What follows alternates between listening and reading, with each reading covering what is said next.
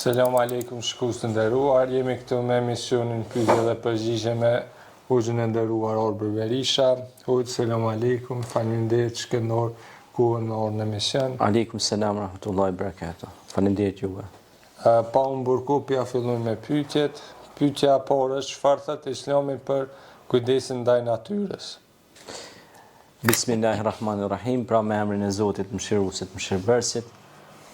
Sigurisht se Islami është paqe, është mirësi, është afrim, jo vetëm me njerëzit, por edhe me ambientin, ose natyrën ku ne jetojmë. Sigurisht se Zoti i Madhërisht ka thënë në Kur'an: "Wala tufsidu fil ardi ba'da islahiha." Mos shkatroni në tokë derisa unë kam vënë rregull dhe qetësi. Pra, nëse e hedhni shikim natyrën, e shikojmë për shembull se si është e krijuar, me një perfeksionizëm shumë të madh. Zoti shpeshherë e ka përmend tokën, qiellin, ka përmend ujin, shiun. Thot: "Wa anzalna minas samai ma'an fa akhraja bihi minath thamarati rizqan lakum." Thot: dhe nga lart pra e zbresim shiun dhe nga burimet nëntokësore pra e lëshojmë ujin që është në shërbimin e juaj, pra në shërbimin e njerëzve. Natyra neve pra që Allahu e ka kriju na jep shumë të mira. Për shembull, nëse del ndonjë bjeshk, ndonjë malm, ndonjë lëndin, edhe e hedh një shikim vështrues, shikim meditativ, e sheh sa bukur Zoti i Madhërisht e ka krijuar botën, ambientin që na rrethon neve, rrethon përqark. Dhe kur ndalesh, të vjen mend një pjesë se një ajeti kuranor që Zoti i Madhërisht thot: "Efela ta'qilun", a nuk po mendoni? Pastaj thot: "Efela tubsirun", a nuk po shikoni? Pra, Zoti na thot që na me pa natyrën, me pa ambientin që na rrethon dhe me mendue sa bukur Zoti e ka krijuar në shërbimin ton. Pra, çdo gjë rreth nesh, Allahu e ka krijuar në shërbimin ton. Po ne sa kujdesemi pastaj për këtë natyrë, për këtë ambient ku jetojmë, që mos ta ndotim, që mos ta djegim, që mos ta rrënojmë, që mos ta shkatrojmë.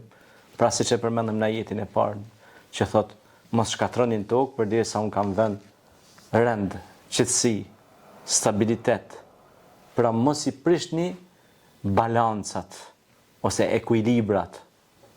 Lerni të rrjedhni në ingranazhet e veta, ashtu siç e ka krijuar Allahu xhaleshanuhu këtë kozmos dhe këtë gjithësi, me atë marifet, me ato të mira që nëse ja hedhni shikim një bashkë që për shembull me lule, një kopsht me lule, i shef gjitha llojet e varieteteve, gjitha llojet e luleve dhe pemëve, gjitha llojet e gjelbrimeve në shërbimin e njerëzit.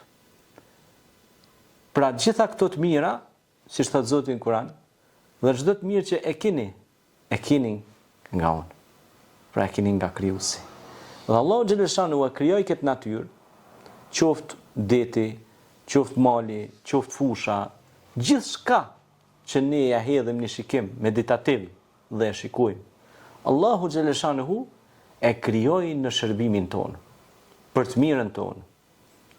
Pastaj shpesh pejgamberi alayhis salatu wassalam kur pyetej pse po je kaq falënderues, tha: "Falemekuna abdan shakura."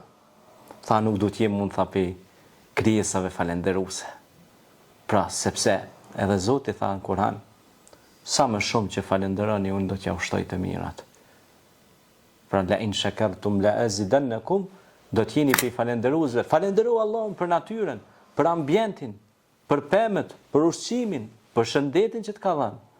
Sepse ti nëse shkon në natyrë, oksigjeni është më i pastër. 75% e trupit njeriut është ujë. Zoti thot në Kur'an: "Ujin e kena bë bazë të jetës." Më thonë, pa ujë s'ka jetë. Po përveç trupit e njeriut që është 75% ujë, 75% edhe planetit është ujë. Dhe gjitha këto në natyrë ndërtohen në këto habitate, nëse hedhim një vështrim studioz, në fushën e florës dhe faunës, në fushën e botanikës, është një mrekulli e vërtetë. Unë kisha rastin para disa vitesh të vizitoj kopshtin botanik në Gjenevë të Zvicrës. Dhe kam hyrë aty brenda dhe kam vinin vizitorë nga gjithë bota. Shumë është interesant. Dhe aty e shihje çdo lule që gjendet në natyrë, çdo lloj lule, tulipan, zambak, trëndafil, gjitha llojet e pemëve dhe luleve që i kishin mbledhur në atë kopsht botanik, që vinin njerëz nga gjitha anët e botës dhe i shikonin. Dhe kur i shihja thoshja, o Allah, o Zot i gjithësisë, sa bukur ti din të krijosh dhe të krijosh në këtë formë kaq të bukur, me ngjyra dhe erna dhe bukuri me plot hieshi. Kjo është. Faleminderit hoç për përgjigjen, vazhdojmë me pyetjen e dytë. Sa është e rëndësishme pastërtia në Islam? Po edhe kjo pyetje hyn tek natyra, pastërtia, pra ta mbojnë një natyrë të pastërt, mos ta ndotim, mos ta shkatrojmë. Pastërtia, siç ka thonë edhe i dashtuni ynë Muhammed alayhi salatu wassalam, at-tahuru shatrul iman, an-nadhafatu min al-iman, pastërtia është gjysma e besimit. Pra kur është ambienti i pastërt, edhe ne ndihemi të pastërt, edhe ndihemi mirë. Sepse siç duhet të pastruar shpirti me dhikër, me bamirësi, me punë të mira, ashtu duhet pastruar dhe ambienti ku jetojmë, sepse kontaminon pastaj era dhe nuk mund të jetohet aty. Pra bëhet ambienti i papërshtatshëm. Pastaj Zoti ka thënë Kur'an: Inna Allaha yuhibbu at-tawabin wa yuhibbu al-mutatahhirin. Allahu i don ata që pendohen dhe pastrohen. Shembullin më të mirë kemi dërgumin e Zotit, alayhi salatu wassalam, i cili tha: nëse keni pranë shtëpisë suaj një lum dhe shkoni laheni 5 herë në ditë në atë lum, a do të mbetej ndonjë papastërti tek ju? Ja, normalisht që jo. Prandaj tha, shembulli i kësaj është sikur avdesja dhe namazi që e bëjmë na 5 herë në ditë. Për çka falesh 5 herë në ditë? Me të pastru shpirti. Po. Për çka merr avdes 5 herë në ditë? Me të pastru pjesët e trupit. Lahet ujë, sepse dora prek bakterie të ndryshme. Dhe ne kur pastrohemi, pra nuk bijem prej e virusve dhe parazitëve të ndryshëm. Dhe pastërtia, pastaj Allahu ka thënë në Kur'an: O ju të cilët keni besu, ja ayyuhalladhina amanu, khudhu zinatakum 'inda kulli salat. Ka thonë, o ju që keni besu, pastrohuni para çdo faljet namazit. Domethënë, kur dalsh para krijuesit, se ti kur lidhesh namaz je para krijuesit, thotë do të mu pastrua. Me koni pastërt. Jo vetëm domethënë në aspektin spiritual ose shpirtëror që ti duhet të koncentrohesh në namaz, po duhet të jesh i pastërt në aspektin trupor, lëndor, ambientor. Kjo është pjesë e pastërtisë. E ky është besimi që na mëson që të jemi të pastërt.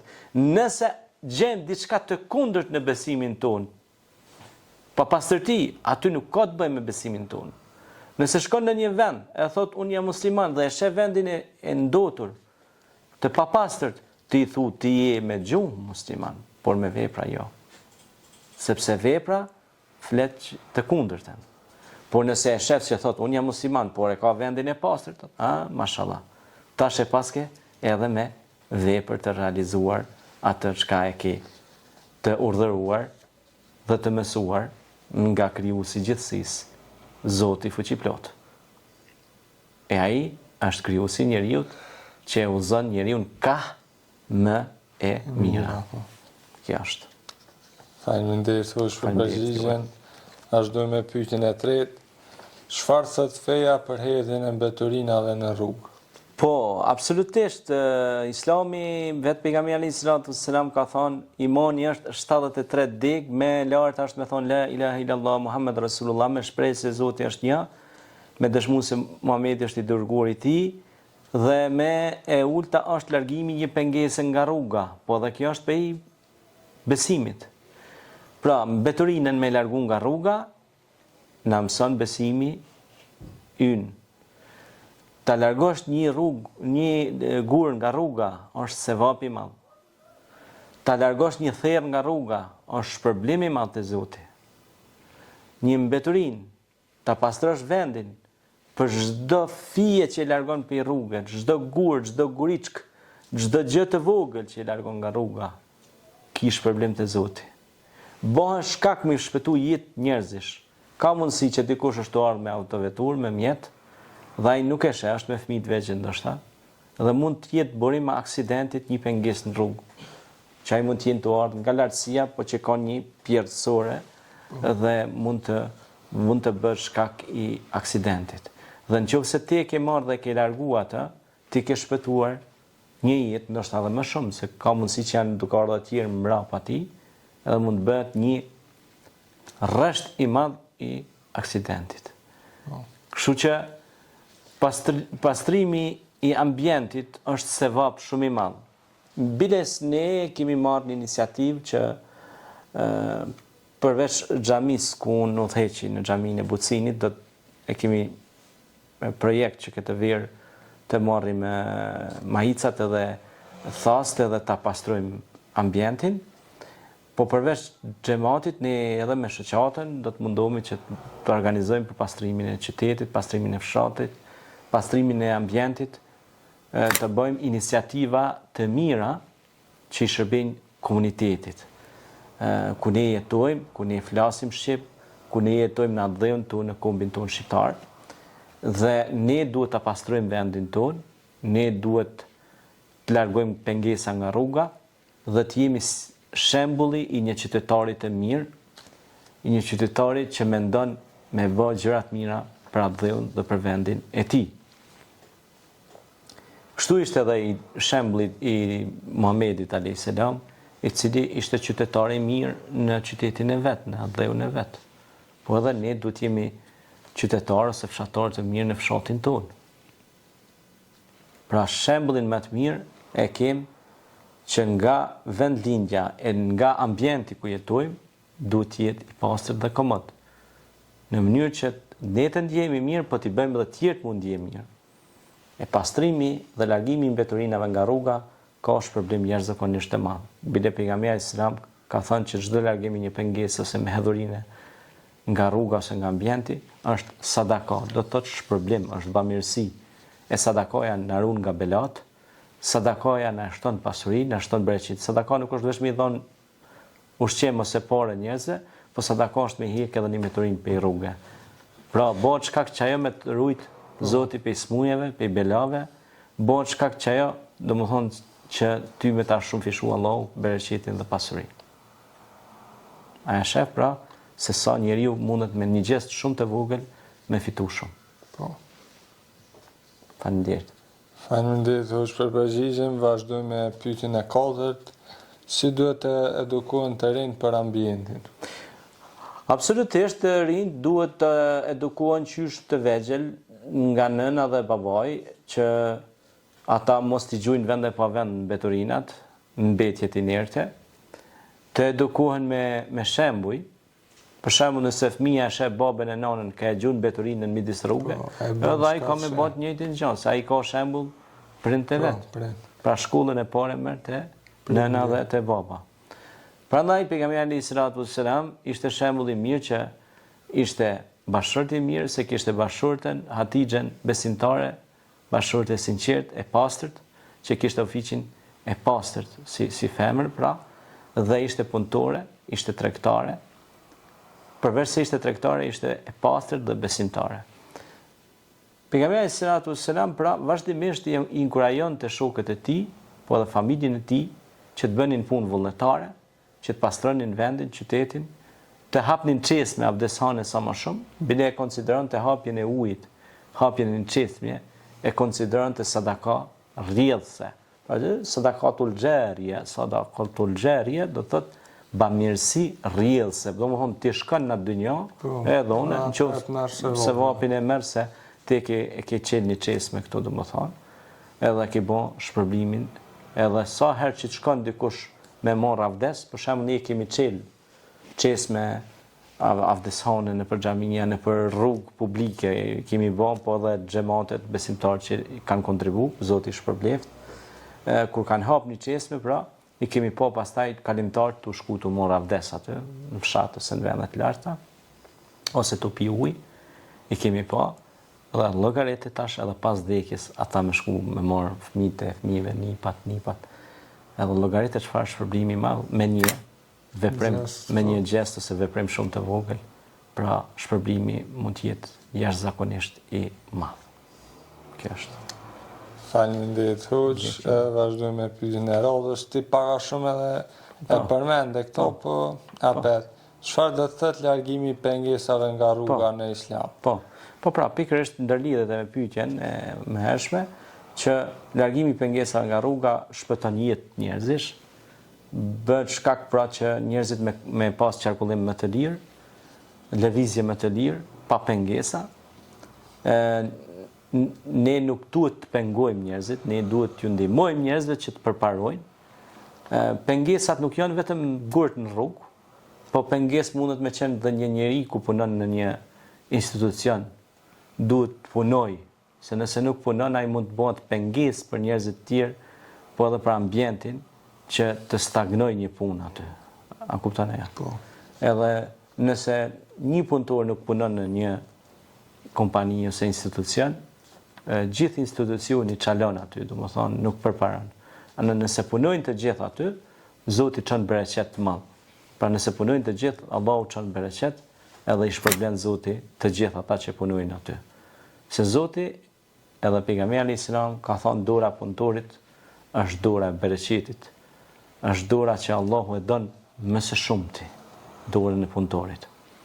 Prandaj punëtori nuk është vetëm thjesht me largu një gur nga rruga, po punëtori është që në punën që është i thirrur me bë më të mirën, mos më bë pengesë. Edhe mos më bë pengesë edhe për tjerë që duan të punojnë dhe ta çojnë përpara vendit. Shembull konkret, nëse shkojmë në një fabrikë, janë po supozojnë 100 punëtor, një punëtor shkon ja u bllokon rrugën aty në 99 punëtorëve. Po. Ç'a më bë? Ata normal do të mos sjell mirë me ta, me mësu, me thon, shiko zotëri, e ja punon me ne, mos e blloko derën kryesore, se ne duhet të punojmë. Pra dhe ata duhet bëhen shembull i mirë që të ndihmojnë edhe atina për mos me ra në atë batak. Kështu që edhe ata nuk bën me bullizu ato, ose me nënçmu, ose me përul, se ky s'din kur gjë na dina, po ata duhet me marr edhe me mësu, edhe me ndihmu. Islami ka ardhur me ndihmu të tjerët. Islami ka ardhur me ndihmu shtypsin dhe të shtypurin.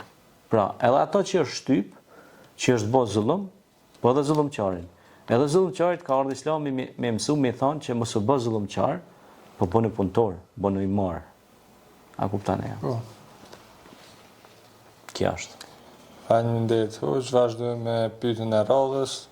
Cili është rregulli për të drejtën e rrugës? E drejta rrugës është shumë e rëndësishme.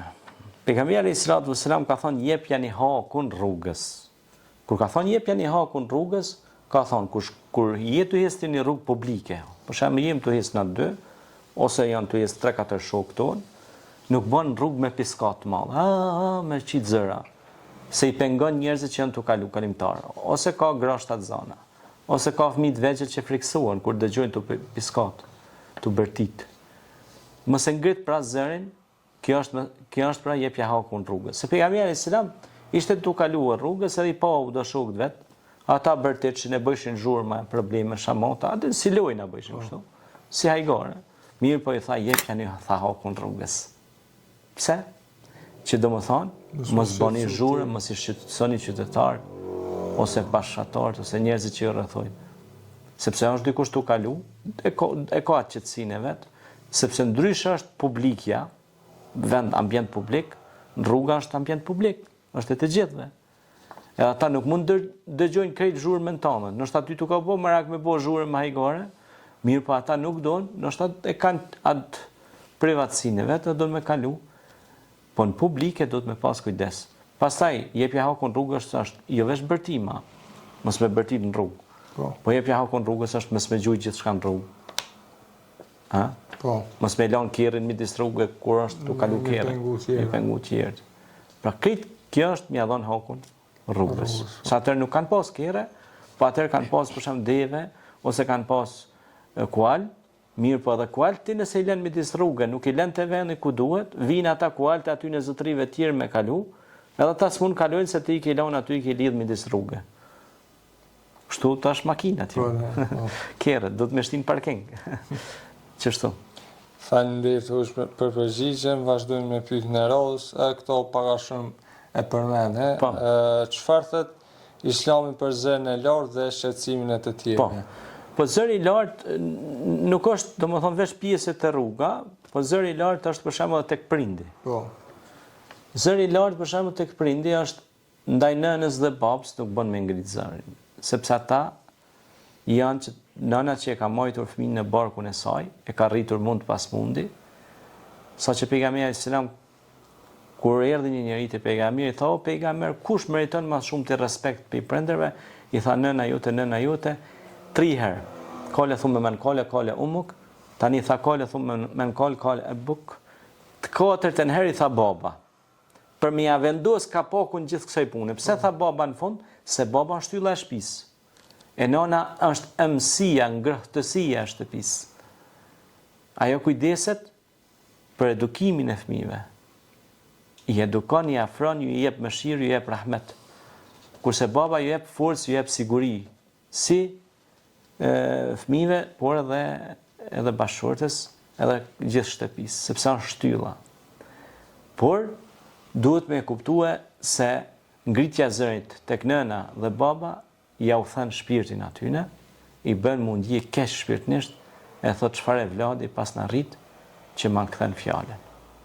Prandaj e jonja është me fol me ta sikur me fëmijët e vegjël, me butësi, mos më u thyj zemrën atyne, se ata kanë sakrifikuar gjithçka për ne. Ata, pra nëna dhe baba, ka sakrifikuar gjumin e vet, ka sakrifikuar rrogën, punën, pasurinë e tina, ka sakrifiku me të shkollu ty, mua, se cilin prej nesh. Nona ka sakrifiku jetën e vetë në barkë që na ka mujtë. Ka mujtë me vdek. Po. E ty me jetu, ose unë me jetu, ajo me vdek. Ose ajo ka mujtë me jetu, po me met me pasoja, se ka për shembull që kur lindin, i kap ndonjë smundje, jesin të paralizuar në kolicë, në karrocë. Kështu që pastaj kur lind beb ti nuk din as me fol, as me hec, do të me të mësu me hec, me të majt për këmbë, për dore, me të dhënë ushqim, me të këshyra kifjet, temperatura, siguria, arsimi e tjerë, janë shumë faktorë tjerë që shkojnë. Prandaj bëhu i mirë me nënën dhe babojnë tonë, sepse edhe ti një ditë fëmijët e tu do të bëhen të mirë me ty. Nëse ne ja u kthejmë shpinën prindve tonë, babës e nënës, një ditë edhe neve do të na kthejnë shpinën fëmijët tanë. Një ditë, Allahu na ruaj nëse vazhdojmë kështu, do jesim vetëm. Edhe nuk do të kemi përkrahje, edhe do humasim edhe atë që është me shtrejta, që është mëshira e Zotit. E me hub, me dal për rahmetit Zotit nuk ka gjë më gazep. Prandaj nëse dom rahmetin e Zotit, nëse dom bereqet, nëse dom të mira, nëse dom me na shumë fishu bereqeti, pasuria, nuk bën kur me ngrit zërin ndaj nënës së babës. Ky është sekreti i suksesit. Pyeti burra e gratë suksesshme që jetojnë sot mesin tonë. Si një bërë ju të suksesshëm, thot na kur nënës së babës nuk e kena ngrit zonin. I kena ngu për çdo sen dhe Zoti na ka shpërbly. Ata kanë kalu thot në botën tjetër, por ne jemi tash të suksesshëm. Pse? Se jemi sjell mirë ndaj tyre, jemi kujdes për ta. Kjo është. Faleminderit për përgjigjet. Faleminderit. Kjo është e gjitha për sot. Faleminderit shikuesit na kanë ndjekur dhe uroj një ditë të mbarë. Faleminderit.